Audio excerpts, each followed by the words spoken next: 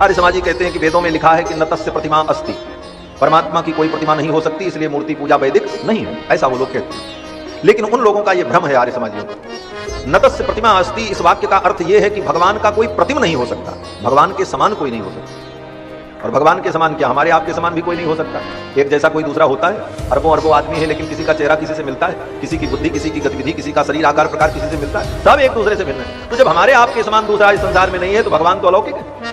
न तस्य प्रतिमा अस्ति, लेकिन हमारे समान दूसरा कोई नहीं होता, लेकिन हमारी फोटो तो हमारे समान होती है, हमारी मूर्ति तो हमारे समान हो सकती है। उसी प्रकार भगवान के समान कोई नहीं हो सकता, लेकिन भगवान की मूर्ति, भगवान का विग्रह तो हो सकता है। कि परंपरा के अनुकूल अर्थ ही प्रामाणिक अर्थ माना जाता है। इसीलिए आज तक वेद के ऊपर तो बहुत लोगों ने व्याख्या लिखी। श्री राम शर्मा ने भी वेद की व्याख्या लिखी, गायत्री परिवार के जो श्री राम शर्मा। आचार्य दयानंद सरस्वती ने भी लिखा। आज भी कितने लोग लिख रहे हैं, लेकिन किसी को कोई मान्यता नहीं मिली। क्यों बोले, सब ने परंपरा से हट करके लिखा। चाहे श्री राम शर्मा ने लिखा, उन्होंने अपने मनमानी ढंग से लिखा, दयानंद सरस्वती ने भी वही किया। इसलिए आज तक विद्वानों के जगत में, पारंपरिक विद्वानों की दृष्टि में उस भाष्य का कोई मूल्य नहीं रहा, वो कूड़ा है।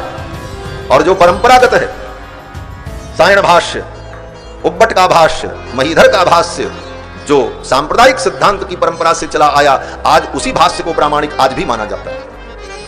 भले दयानंद सरस्वती जी ने बहुत बड़ा भाष्य लिख दिया, लेकिन विद्वानों की दृष्टि में उसका कोई मूल्य नहीं है। आज भी श्री राम शर्मा के भाष्य का कोई मूल्य नहीं, दो कौड़ी का।